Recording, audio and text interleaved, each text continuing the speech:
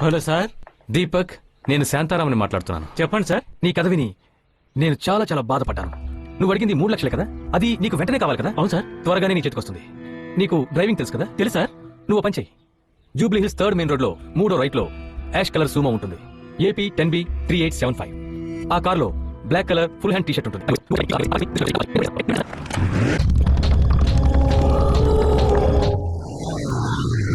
పిచ్చ పిచ్చ పిచ్చ పువర్ ఫెలో అయినాడు.